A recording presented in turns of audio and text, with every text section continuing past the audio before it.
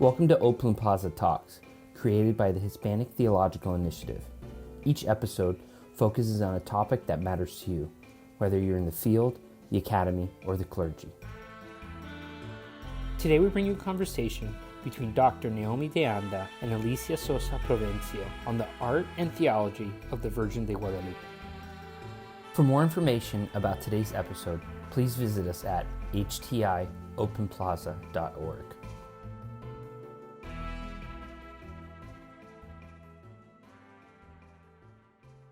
Hello and welcome to HTI Open Plaza. My name is Neomi DeAnda. I'm an associate professor at the University of Dayton, and some of my research includes images of breast milk and nursing, particularly Mary's, Madonna's images of breast milk and nursing. And I've been working on this topic for a number of years, and I'm so excited today to be with Alicia Sosa-Provencio, who is an artist and has painted some of these images, and you can actually see some of these images around them. So Alicia, can you just tell us a little bit about yourself? Yes, hello.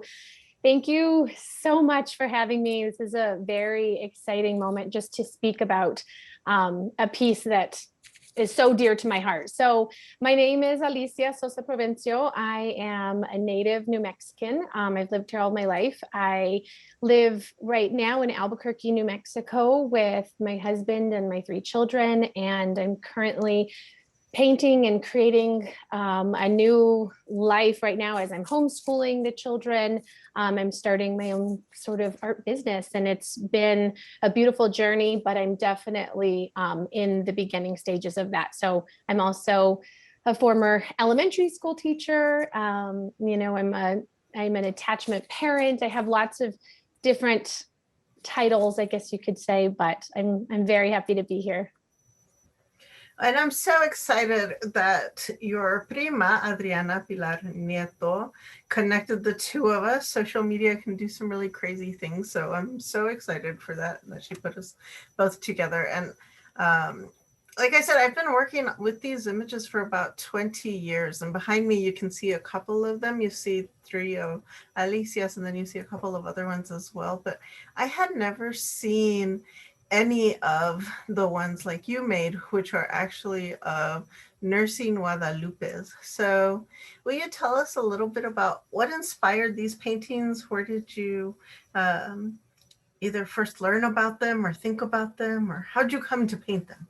I kind of have an art background. I've always considered myself a lover of color. And so I love to play with color. I love, and I went to school. I went to college at the University of New Mexico and got a bachelor's degree in education and an endorsement in art. So I have some background in art education and in art classes, painting classes, but I never considered myself an artist, or I would dabble here and there just for fun.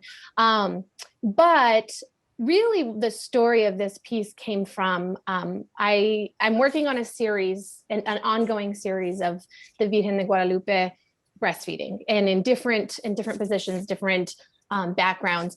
And so, but really it started when I was a little girl, and I would help my mom decorate. I'm a native Catholic, native New Mexican, from both sides of the family. And I would decorate the home every Christmas with my mom. And that was a really special time for me. And my mom has so many nacimientos. I mean, her collection is enormous. And so I would go through and unpackage and each piece with her. And it was just a celebration every year of like, which one was I going to open up? But I always found myself really baffled by the fact that Mary was never holding her baby. In all of these pieces, she was adorned. The baby was in a little basket or in a manger, but Mary was never holding her. And I always thought that was an interesting just factor. But I didn't really put the pieces together of how interesting I really thought it was until I became a mother myself. So 8 years ago, I have 3 boys. 8 years ago, I became a mom, and I come from a family of home birthers, of really strong women, and, you know, who breastfeed and who love their body and feel very natural in their body. And so when I became a mother, again, as that visual of the Virgen was always around me. It's in our church, it's in our home. You know, we celebrate the feast day. And so I always saw these images and was just curious why it was so clean. And so I wanted to create a visual for myself of that process of, it was like planted in me in those 8 years back. And it was this image of the Virgen holding her baby, of breastfeeding her baby, of feeding and nourishing. And it sat in me, and I never painted it. Took a good long while to paint it, 8 years to be exact. But that's kind of where it was planted in me and birthed in me. And you told me you had never seen images like this. You just thought about it. So then when we talked about it, when we first talked about this a couple of weeks ago, you were surprised to find you're part of like the super long tradition. It's a 2,000-year-old tradition, basically. Yes, shocked. When you said Maria de la Leche, I was like, who? And I felt a little, I felt a little ignorant to that fact that I had not seen this image. But I think, you know, there was something about that image that spoke to me, that maybe I did see it in tiny passing, but here in New Mexico, it's not something that we see visually. We see culturally, we see the Virgen de Guadalupe, you know. Yeah, so here in New Mexico, I have, you know, continuous visions, and I see the Virgen. That is my reference to Mary, to Fatima, to Our Lady. And so it was important to me culturally to paint this piece as the Mary, as the version that I know so well.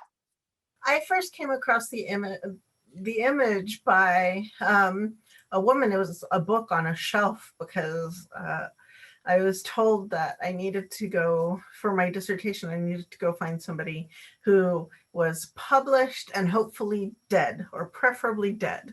And so I actually went and started doing research looking for, and I knew I wanted to write on women in some way. So I went to the library and I looked up like women, Mexican American, dead. I'm not sure I put dead, but I think I put like years prior or whatever, 19th century before, or I put the years in. Anyway, the work of Sor Maria Ana Águeda de San Ignacio came up, and she writes on El Camino de la Leche. So it's not until I first found this that I even knew about these images. And so after talking with you, I mean, I have wondered, why is it that she is a 18th century nun from Puebla, Mexico? So the image was around, and then when I started doing my research, people said, oh yeah, there's the one in St. Augustine in Florida, and Nuestra Señora de Belén in Puerto Rico. And I thought, these images are all over the place, but I've never seen one before. So I'm not sure why they kind of cut out, and there's all kinds of different theories, but I do wonder, in our own Mexican American teachings and teachings about culture and teachings about our bodies, like the disconnect between what is it that an image of Mary engaging in what you could call this real divine experience, human divine. And we can talk about a little bit more about that in a bit, but where did that get disconnected from the everydayness of what you were talking about, of growing up with lots of midwives and knowing about the birthing process and moving forward in that? So I have found it very interesting that there seems to be some sort of almost purposeful negation of that. I don't know, would you agree with that? Or yeah, I mean, my verbiage for it is that it's always very clean. Like it's just a packaged piece of here's the baby and here's the mother. But and maybe even today's society, you know, having a baby at a hospital. You go, it's clean, it's packaged, the baby comes home. And, we're not seeing in the mainstream culture the true process and the natural abilities that a woman can do. And so I don't know, I think, and that stems from the 50s, and we're moving kind of past that, but that the mom and the baby go away, they go to the hospital, other children are waiting for the mom to come back home, and so that the very clean process is what I see being gifted to us as the Holy Family. And truly, if we look at what the Holy Family and their experience of refugee, and they were in a dire situation, and she needed to, and even if not, she probably would have been feeding this baby from her body. And when I had children, this giving nature that happened, this power, I felt closer to my God than I ever had before, because my body just created this miracle. And then I nourished this miracle, and my body has now grown, an 8-year-old and a 6-year-old. And so I felt closer to a creator than I ever had, and so I wanted to see that. And I've been asked a few times, do you paint the Virgin without the baby? And I have in the past, but I want so badly for this image. I've done a series of it now. I have 4, but I would love for this image to be so universal, or just so common, that you don't see the breast, you see a feeding child, and that is my goal here in this home. When I continue, I'm nursing my 3rd baby now. He's not a baby anymore, so it's prolonged breastfeeding, but I feel closer to my ancestors. I feel closer to the process of life when I feed him, when I feed my children this way. And so I love and honor this divine, like you said, this divine gift that was given to us. And so, but I wanted to see that culturally, I wanted to see that religiously past me. So you told me a great story about your abuelita in church. Would you mind sharing that story? Sure.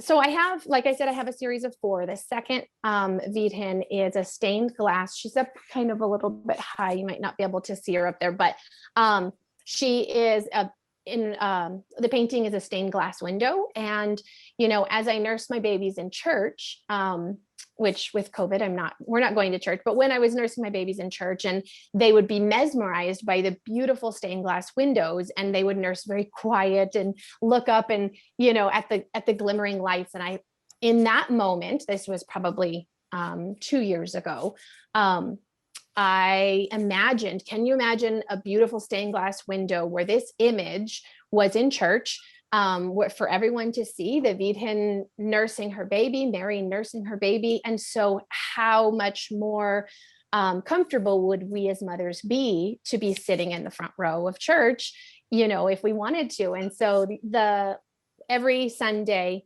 my grandparents have now passed on, but in Las Cruces, where I'm from, every Sunday, if you wanted to see them at all, you could show up at Holy Cross Church, and they were always in the front row, front pew, right in front of Monsignor. And if you wanted to see them, if you wanted to go to lunch afterwards, all you had to do was show up. And so I would take my children, it was first my firstborn, and I would nurse him in the front, and I felt a little self-conscious. And I thought, oh my gosh, I'm literally looking right at Monsignor. He's very close to me, but I want to be here with my grandma, and I want to be here with my grandpa. And so I'm gonna do it. And so I covered. And then with my next child, I brought a 2-year-old and a baby. And then you have a little, talking of a baby, and you're nursing, and the discomfort that might have been there was worth it to be sitting next to my grandparents, when I went. But if that visual was in the window, I just feel like we as mothers might not have that discomfort, might feel more at home and feel more able to bring our squeaky babies and our, because I don't want to be in the choir or the quiet cry room. I don't want to be in the cry room. I want to be in the front row next to my grandparents, and they've now passed on. And when I nurse my babies and as I'm painting, I have lost 3 of my 4 grandparents, but I feel closer to them. I feel closer to my Catholic roots, which is part of my heritage. And so, yeah, I want that comfort for more moms, for myself, but for more moms. And I think a visual, it could start there. And it's really interesting to think about too. In the center of Catholic Mass is the Eucharist, the Eucharistic celebration, which is really a meal. And so you said, I wanted to be by my grandparents and share that and share in the sacred meal, but also you get left behind. Like if La Familia takes off for lunch and you're not with them, you don't know where they went because the decision gets made at the last minute, right? And whoever car they get pushed into or taken to or whatever. I don't know. That's maybe I'm projecting, but that's my family.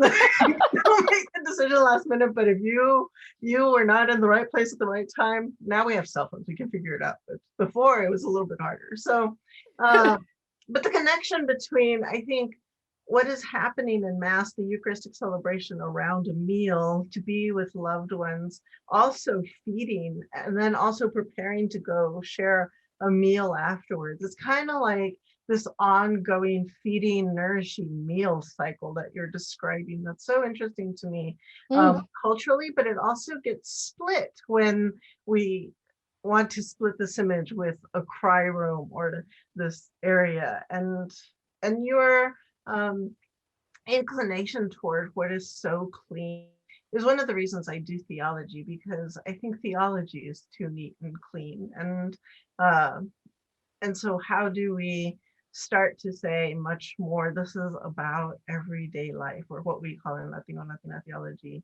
lo cotidiano, the dailiness. And yes, so I appreciate that so much about your art.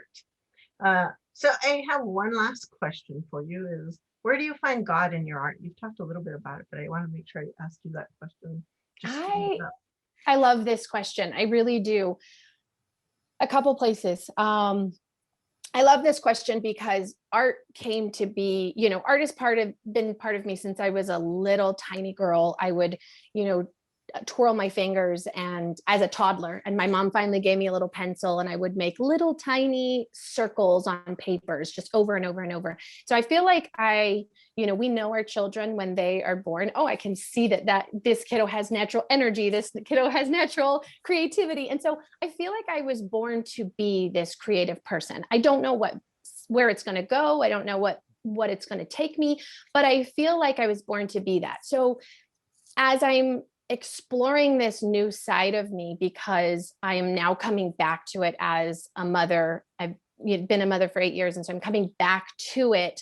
And I truly did this during COVID. COVID kind of shut down, our worlds and our children and what they were able to do. And I'm homeschooling and I felt very covered. I felt like, as all of us did, scared for other people, worried for other people. And I've had a lot of trouble holding on to that feeling of my God is here, my God is present. And so my art has continued to bring me back there. And so I'm discovering this new person inside of me that's always been there. And it is a perfect alignment with continuing to discover my God that's always been there, but I can question it and I can be curious and I can lean into other things. And so as I'm doing this, I'm teaching my children what is naturally inside of them, trying to bring that out in them. They may not be artists, they may not, they might be dancers, I don't know, but I know that as I live my natural creativity, my God-given gift, I am giving that to my children in some way and helping them appreciate things like color on the mountains and having them stop and say, look, mijo, it's like that gift right there. That is, color belongs to the earth, and because it was gifted to us. And so appreciating a beautiful rock formation, that is all art. Spending moments of playing with color, I feel closer to my God. I feel like I'm discovering new layers of my spirituality, and art is healing. And so for me personally, it's been a healing process of discovering, rediscovering, who am I born to be? Where do I lie in my, in my cultural lineup, and how do I connect to my grandparents? Just so many layers, but in that discovery, it continues to be parallel in that I'm not done discovering who my God is. I'm not done discovering who I am. That's absolutely wonderful. Thanks. Is there anything else you'd like to share about anything, or something I forgot to ask you? Not necessarily. I started all of this because I wanted my children to see that women are so much more than just mothers. And so as I am painting this visual of a woman in her strength, in her glory, in her feeding, and in our divine power, I'm also showing them my personal power. And so I would encourage and ask people to continue to lean into their creativity, whatever that is, because I feel like I'm finally just touching at who I am and being and becoming more creative, whatever that is. Like I said, I mean, it could be any rearranging rocks in the backyard. It could be cooking. It could be dancing and feeling music, but getting closer to who you are centered to be.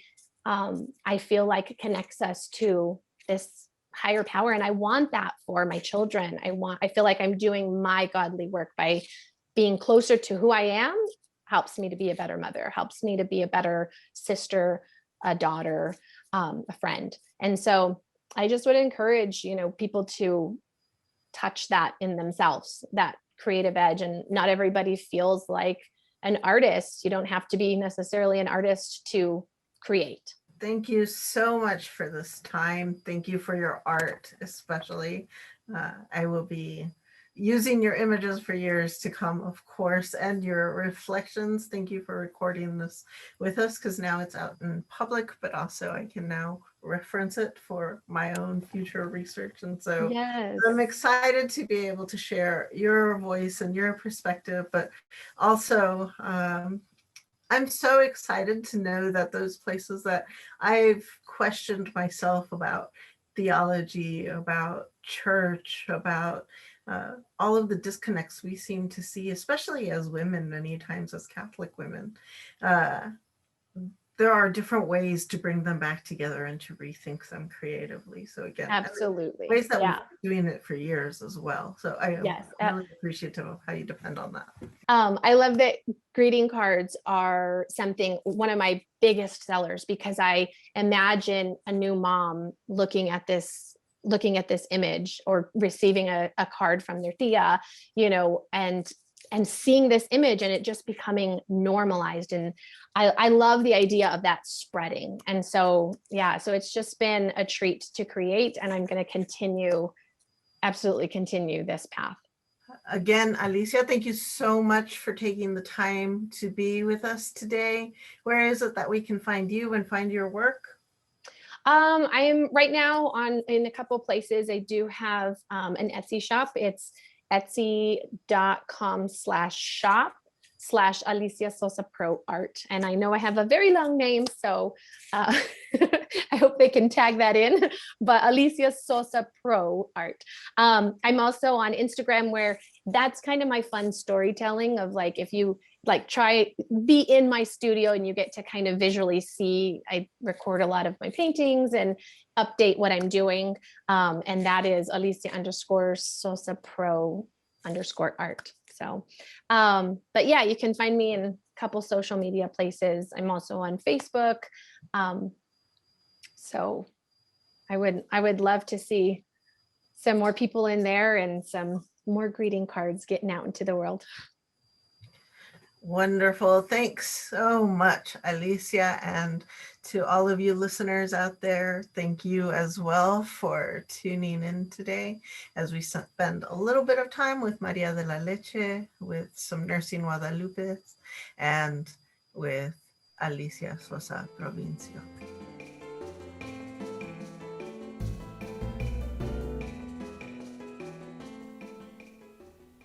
This has been an HTI production. For more information, visit us at htiopenplaza.org. The Hispanic Theological Initiative provides Open Plaza as a public service. The views expressed by the guests are their own. Their appearance on this program, or any reference to a specific product or entity they represent, does not constitute an endorsement or recommendation by HTI.